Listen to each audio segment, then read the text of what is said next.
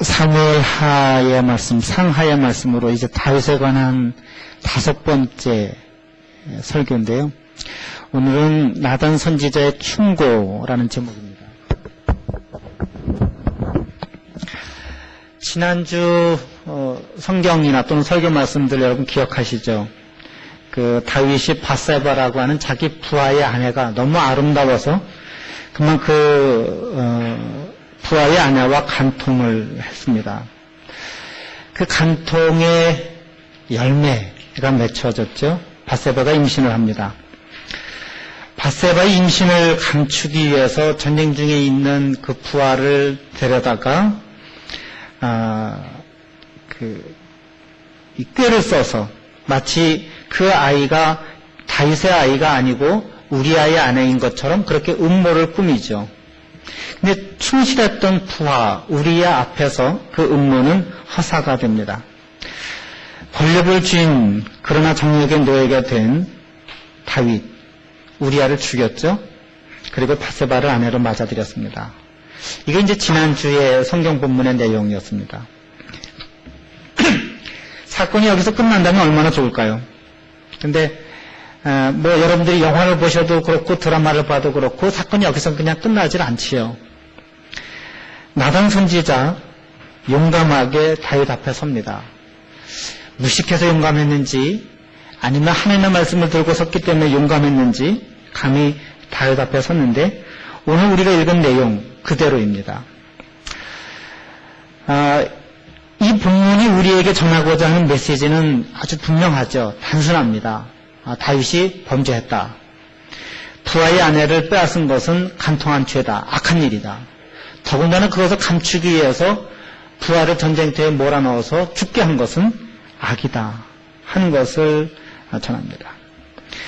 그래서 나단의 입장에서 보면 나단의 모습을 본다면 하나님의 말씀을 이렇게 용감하게 전해야 된다 하는 그런 교훈을 얻을 수 있고 그 말씀을 들은 다윗 하나님 앞에 용서를 구하고 죄를 뉘우친 것을 생각해 보면 죄를 짓더라도 이렇게 회개하고 사죄하면 용서받을 수 있다 하는 그런 교훈을 얻을 수 있을 겁니다. 근데 이렇게 성경을 읽고 나면 우리들의 마음속에 무엇이 남을까요? 신학교 다닐 때에 이 구약 신학을 가르쳤던 교수님께서 이 나단 선지자에 관한 말씀을 하면서 절대 권력을 가진 왕 앞에 선지자라고 해서 이 왕들 앞에서 말씀을 전할 때 그 왕들이 오늘 다윗처럼 다 잘 들은 것 아니거든요. 그럼에도 불구하고 당신이 바로 그 사람이요 라고 용감하게 얘기했던 그 나단 선지자의 모습을 설명할 때 아주 참 멋있었습니다. 야, 그래, 맞아. 더군다나 제가 신학교 다닐 때는 50시대, 죄송합니다. 그 50시대였으니까 얼마나 이 나단 선지자와 같은 그런 지혜와 용기 있는 사람이 필요했겠습니까? 맞아. 그 군사 독재 정권을 향해서 악을 정하는 사람이 바로 당신이요 라고 말할 수 있는 그런 사람들이 있으면 얼마나 좋을까? 다 공감했습니다. 그래, 맞아. 우리의 사회는 나단이 필요해. 그러니까 너 나단해라. 나는 뒤로 빠질게. 이런 농담도 하고 그랬습니다. 근데 오공화국 시대에 살고 있지도 않고 대한민국에 살고 있지도 않고 미국에 나와 있는 우리에게 지금 이렇게 편안한 시대를 살고 있는 우리에게 이 말씀이 어떤 의미로 남아있을까? 나단과 같은 용기 있는 선지자가 되어야 합니다, 여러분. 나는 나단 선지자가 아닌데요. 다윗 왕처럼 그렇게 회개하십시오, 여러분. 저는 왕도 아닐 뿐더러 이웃집 아내와 간통한 그런 일도 없는데요. 여러분들이 이 성경 말씀을 읽으면서 어떤 느낌, 어떤 감동, 어떤 교훈을 받으셨는지 모르겠지만 저는 성경 말씀을 읽으면서 지금 여러분들에게 드렸던 그런 질문들이 바로 저에게 그렇게 다가왔습니다. 나단 선지자와 같은 용감한 선지자가 필요하지만 지금 여기 에임스에 살고 있는 우리에게 또 나에게 그 나단 선지자가 어떤 교훈이 될까? 어떤 모델이 될까? 또 우리에게 타락한 절대 권력자가 있지만 또는 있을 수 있지만 그런 시대에 살고 있지도 않는 그런 사회에 살고 있지는 않는 우리에게 나는 다윗 왕이 아닌데 그렇게 말하고 있는 우리에게 이 성경 본문이 어떤 의미가 있을까? 오늘 이 성경 본문을 이 설교를 준비하면서 저 스스로에게 던진 질문이고 여러분에게 던지고 싶은 그런 질문입니다. 예전에 있었던 한 용감한 선지자 이야기가 아니라 오늘 저와 여러분에게 이 나던 선지자의 모습이 신앙인의 한 모습이 되고 롤 모델이 될 수 있다면 어떤 모습일까? 한 그런 질문이지요. 먼저 여러분 조금 아까도 말씀드린 것처럼 사람들에게 하나님의 말씀을 전하는 선지자들, 하나님의 말씀을 전하는 거니까 그 말씀을 듣는 대상이 왕이든 일반 백성이든 고관이든 천민이든 다 용감하게 나가서 말씀을 전했을 거다. 두려움 없이 당당하게 전했을 거다. 아닙니다. 말씀을 전하러 나가는 사람들 엄청 두려워했고 떨었고 무서워했고 그랬습니다. 물론 용감하게 나가서 전하는 사람들도 없지 않아 있었지요. 말씀을 전하는 선지자들 하나님께서 안전하게 지켜주셨을 거다. 그렇지 않습니다. 말씀을 전하다가 맞은 사람도 있고 돌구덩이에 묻힌 사람도 있고 맞아 죽은 사람도 있습니다. 제가 그 메릴랜드 있을 때 러시아의 연합감리교회의 신학교 학장님이 박사학위 공부하러 왔는데 신학교 학장이 박사하러 공부하러 왔다니까 좀 이상하시죠. 그건 아직 그냥 석사 정도만 돼도 학장이 될 수 있었어요. 그래서 이제 조금 더 공부를 하려고 학위 공부하려고 왔는데 그분이 와서 설교를 하는데 어떻게 해서 목사가 됐느냐. 여러분들처럼 교회 열심히 봉사하는 그런 교회 청년이었습니다. 근데 이제 우리 한인연합감리교회 한인 목사님이 거기 선교를 가서 한인연합감리교회가 처음 시작을 했는데 그때 그 목사님이 하시는 말씀이 고민된 게 뭐였냐면 혹시 목회하다가 이거 좀 배고프면서 살지 않을까, 배고프게 살지 않을까 그랬는데 그 목사님이 하셨던 말씀이 하나님의 말씀을 전하다가 맞아 죽은 사람이 있어도 굶어 죽은 사람은 없다. 그래서 목사를 하기로 했답니다. 하나님께서 하나님의 말씀을 전하는 사람들의 모든 안전을 다 지켜주시느냐? 그렇지 않을 수 있습니다. 하나님의 말씀을 들은 사람들은 오늘 다윗처럼 모두 회개하고 반성했을까? 그렇지 않습니다. 더 오히려 악하게 되고 더 오히려 마음이 완고해지고 오히려 더 악독해진 그런 사람들, 그런 왕들도 있습니다. 바로의 애굽왕 바로 그 사람은 이방인이었으니까 다른 종교를 다른 신을 믿는 사람이었으니까 아닙니다. 이스라엘 왕도 유다의 왕들도 그런 사람들이 많았습니다. 왜 이렇게 하나님의 말씀을 전하는데 전하는 사람도 두려워했고 듣는 사람도 또 그 말씀을 듣고 회개하고 받아들이지 않았을까? 제가 생각했던 이유 중에 하나는 그것을 하나님의 말씀이라 할지라도 사람이 전하는 것이기 때문에 그렇습니다. 하나님이 그 사람에게 가서 전하라고 명령하는 것을 내가 보지도 않았고 들었다고는 증거도 없고 거짓말을 해도 그건 누가 알겠습니까? 예레미야 28장에 보면 길한 예언을 했을 경우에 하나님의 말씀을 전했을 경우에 그것이 어떻게 하나님의 말씀인가 하는 것을 사람들에게 알 수 있는 그런 예가 있다고 그러는데 그 말씀이 전한 것이 그대로 이루어져야 그것이 하나님의 말씀이다 라고 하는 증거로 사람들이 믿었다고 하는 겁니다. 제가 오늘 여기서 여러분 모두 다 여러분들 성공하실 거예요. 다 복 받으실 거예요. 교수 되고 사장 되고 다 될 거예요 라고 얘기했을 때 그 얘기가 이루어져야만 그것이 하나님의 말씀이라고 사람들이 인정하고 받아들이고 믿을 수 있었다고 하는 거죠. 마찬가지로 화를 전했을 때도 마찬가지입니다. 그러니까 하나님의 말씀을 예언한다고 했을 때, 전한다고 했을 때 그것이 하나님의 말씀이라고 하는 것이 이루어져야만 그 보내신 그 사람이 선지자로 인정받을 수 있었다. 예언자로 인정받을 수 있었다라고 하는 거죠. 뿐만 아니라 하나님의 말씀을 전하는 사람들이 미움을 엄청 많이 받았습니다. 그 중에 하나가 열왕기상 22장 8절에 보면 이스라엘 왕 아합입니다. 유다 왕 여호사밧인데 그 이스라엘 왕이 남유다왕 여호사밧에게 이렇게 말합니다. 이물라의 아들 미가야 한 사람이 있으니 저로 말미암아 여호와께 물을 수 있으나 하나님의 말씀을 들을 수는 있겠으나 저는 내게 대하여 길한 일은 예언하지 아니하고 흉한 일만 예언하기로 내가 저를 미워하나이다. 미워하는 왕 앞에 말씀을 전한다고 하는 것이 쉬운 일이 아니죠.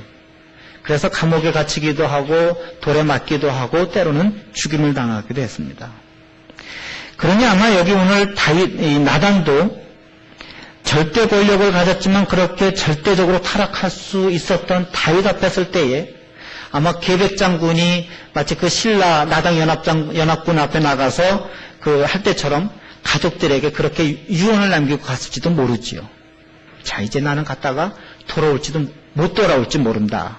이러면서 갔을지도 모를 그런 일입니다. 이런 일들이 성경에만 있는 것이 아니었던 것 같습니다. 공자의 제자였던 분이 이런 말을 합니다. 내가 모시는 주군에 대하여 너무 자주 간음을 하고 충고를 하면 주군에게 욕을 먹거나 버림을 당할 것이다. 그럴 수 있지요. 충언이나 충고를 준다고 하는 것이 필요하고 해야 하긴 하지만 너무 자주 하면 왕에게 미움을 받을 것이다 하는 얘기지요. 성경에 보면 세례자 요한이 있습니다. 광야에서 하나님의 말씀을 전했던 그런 분입니다. 그런데 이분이 어떻게 죽임을 당했느냐? 그 헤롯 왕이라고 하는 사람이 이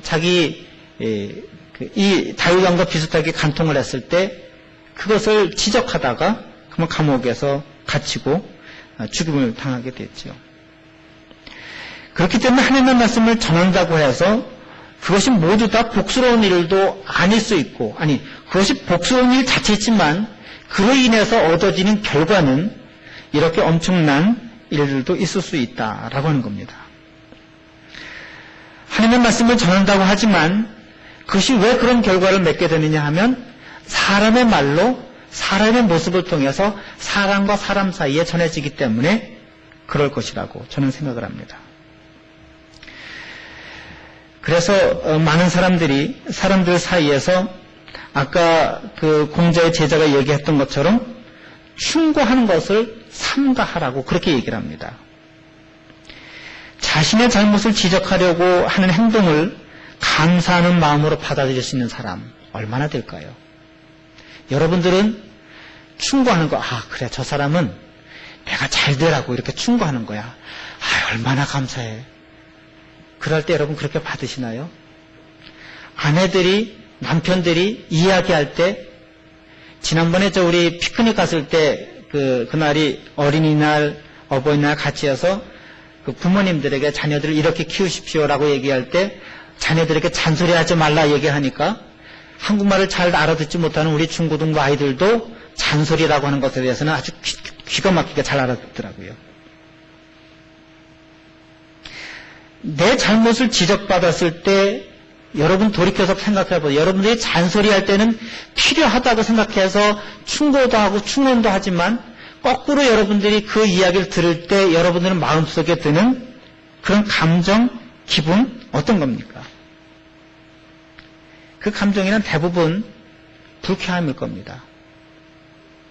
그리고 그 말하는 사람들과 경계를 두고 거리를 두기를 하죠.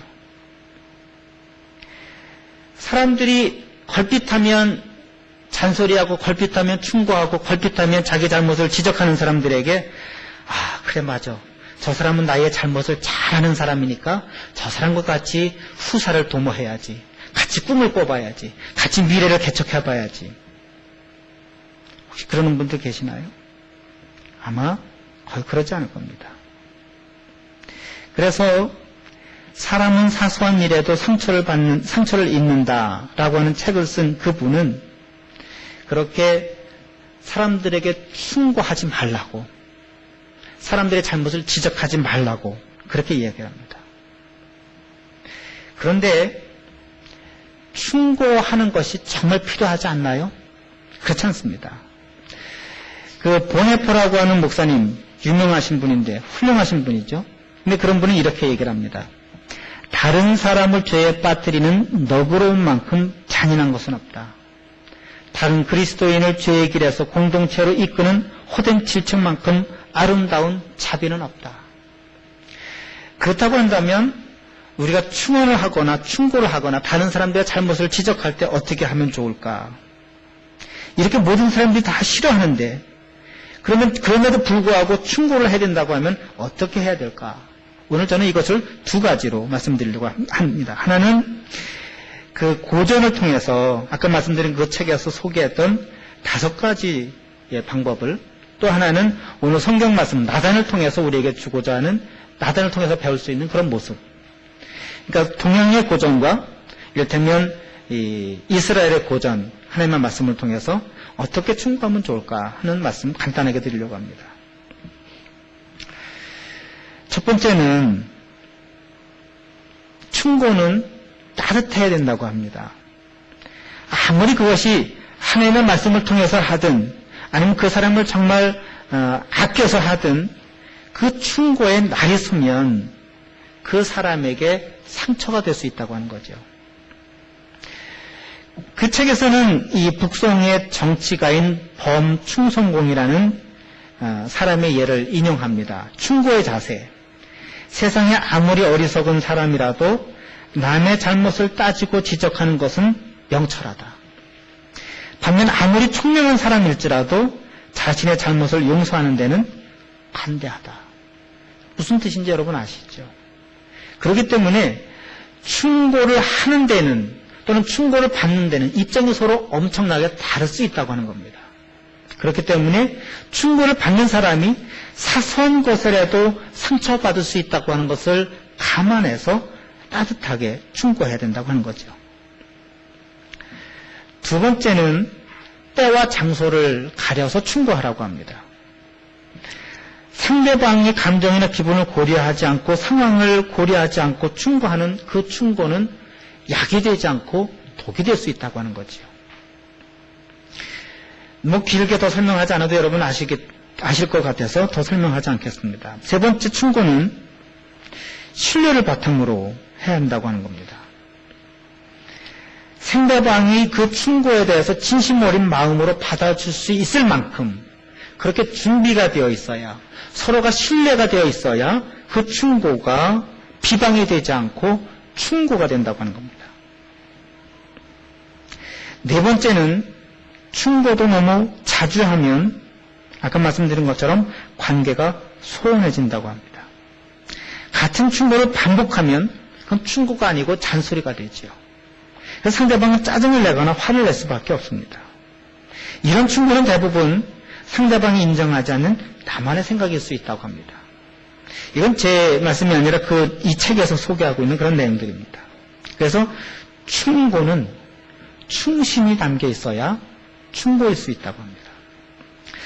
다섯 번째는 우리가 생각하지 못했던 일인데 충고에도 한계가 있다고 합니다. 그 자공이 공자에게 친구의 관계에 대해서 물었는데 공자가 이렇게 대답합니다.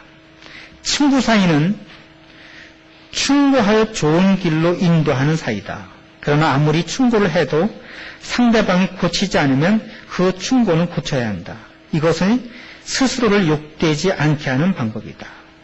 몇 번 한 충고는 그 충고를 통해서 상대방이 받아들이지 않으면 거기서 스탑하라고 하는 겁니다. 왜냐? 이미 그것을 그 사람이 받아들일 만큼 준비가 되어 있지 않거나 아니면 아예 생각이 다를 것이기 때문에 그렇습니다. 생각이 다른 사람에게 자꾸 충고해봤자 그것은 충고가 되지 않고 잔소리가 되기 때문에 그렇습니다. 강요가 되기 때문에 그렇습니다. 고사성어 한 가지만 더 말씀을 드릴까요? 이 책에서 소개하고 있는 그런 내용인데 나무가 목수의 목줄을 받아들일 때 고등나무로 변신하듯이 사람도 다른 사람의 충고를 받아들일 때 바뜻한 사람이 될 수 있다는 그런 말이 있습니다. 충고를 이렇게 잘 하도록 5가지의 그 방법이 있지만 제가 가만히 아무래도 생각을 해봐도 충고를 하는 사람도 물론 중요하지만 충고를 받아들이는 사람이 어떻게 받아들이냐 하는 것이 훨씬 더 중요하다 하는 그런 말씀이라고 생각합니다. 잘 받아들이면 그것에 그 사람은 그만큼 성장에 잠재력을 갖고 있다 하는 그런 말씀이죠.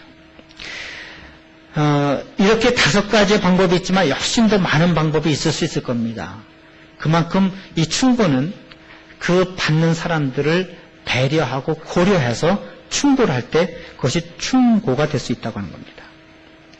자, 그렇다면 오늘 이 성경 말씀을 통해서 나단을 통해서 우리가 왕에게 하나님의 말씀으로 충고할 때 어떤 방법의 나단을 택했을까? 나단이 두려워해서 그랬는지 아니면 지혜가 있어서 그랬는지는 잘 모르겠습니다. 믿기는 나단이 지혜로운 사람이어서 자기에게 위험도 피해갈 수 있고 하나님의 말씀도 효과적으로 전할 수 있었다고 그렇게 생각을 합니다.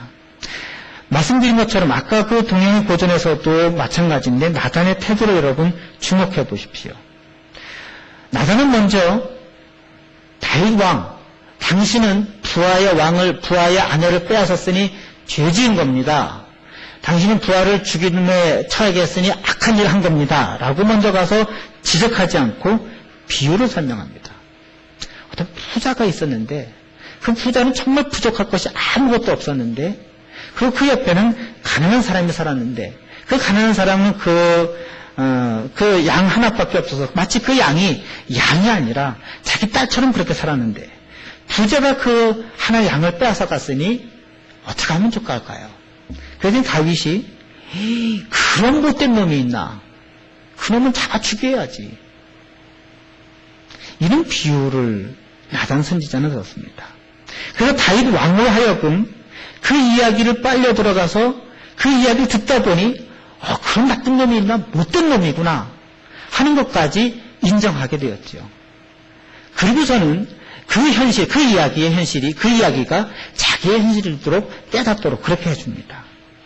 그래서 그 예화를 통해서 다윗 왕 스스로 어떤 상황에 있는지 자기가 어느 위치에 있는지 무엇을 했는지 깨닫도록 그렇게 했다고 하는 것이죠. 무조건 정죄하거나 무조건 판단하지 않았습니다. 다윗 스스로 하나님 앞에서 자기가 죄인인 것을 깨닫게 해준 것이죠. 자기의 죄인인 것을 깨닫게 하고 그렇게 해서 내가 지은 그 죄가 얼마큼 악한 것인지를 그렇게 자기를 스스로 발견할 수 있도록 그렇게 도와주었습니다.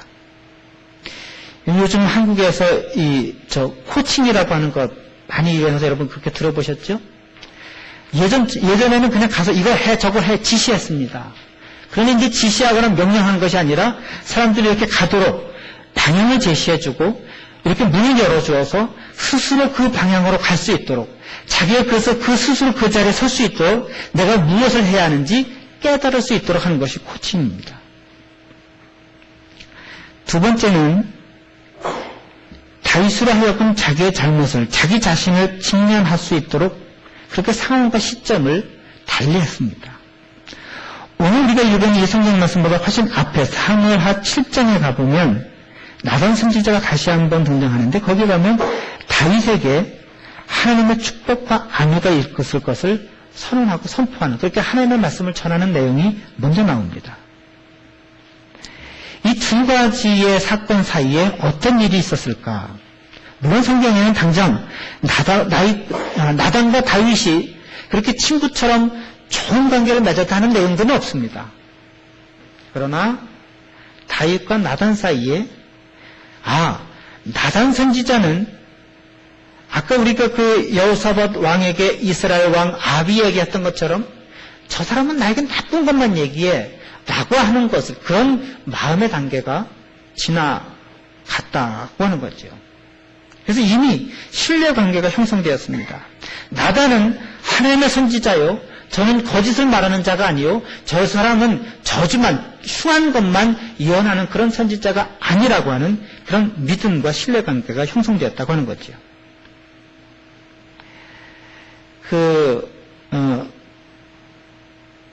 스티븐 코비라고 하는 분이 표현한 그런 단어인데 우리가 은행에 가면 은행 어카운트가 있고 그 은행에 보면 돈이 얼만큼 있는지 그런 잔고가 기록이 되어 있잖아요. 우리 사람들에게도 감정이 있는데 감정의 은행 안에 감정의 잔고가 얼만큼 있느냐에 따라서 사람과 사람 사이에 대화와 충고와 관계가 형성된다고 하는 거예요. 예를 들면 이런 겁니다. 어떤 사람이 제가 여러분들을 보면 하는 것마다 이렇게 좀 얘기해주고 싶을 때가 참 많아요. 그래서 이것도 얘기해주고 싶고 저것도 얘기해주고 싶고 어떤 사람을 보면 한 두세 가지 얘기해주고 싶어요. 골프를 치면 단 하루라도 먼저 골프를 친 사람이 단 하루라도 늦게 골프 친 사람에게 골프는 이렇게 치는 거야 라고 가르쳐주고 싶다고 그러죠. 우리 청년들하고도 테니스를 치면 저는 그렇게 치지는 못하지만 이론은 배웠잖아요. 그래서 서브는 그렇게 놓는 게 아니야 라고 막 잔소리를 합니다. 포워드는 그렇게 하는 게 아니야. 백핸드는 이렇게 하는 거야 라고 잔소리를 막 하죠. 하나, 두 가지, 세 가지가 아니라 여러 가지를 얘기해주고 싶어요. 오진환 분에게. 근데 문제는 그 사람의 감정의 잔고가 얼만큼 남아있느냐에 따라서 그 이야기를 받아들일 수 있다고 하는 거예요. 은행의 잔고라고 하는 그 감정의 잔고라고 하는 것은 저와 오진환 군은 벌써 5년 동안 돈독한 믿음의 관계를 형성해 왔기 때문에 한 번에 두 가지, 세 가지, 네 가지 잔소리를 해도 오진환 군이 삐치지 않아요. 아, 저거는 삐쳤어. 저 감정의 계좌에 잔고가 없군요. 마찬가지예요. 사람이 그 이야기를 받아들일 때에 은행의 그 감정의 잔고에 아무것도 없으면 그것을 받아들일 수 없다고 하는 거죠.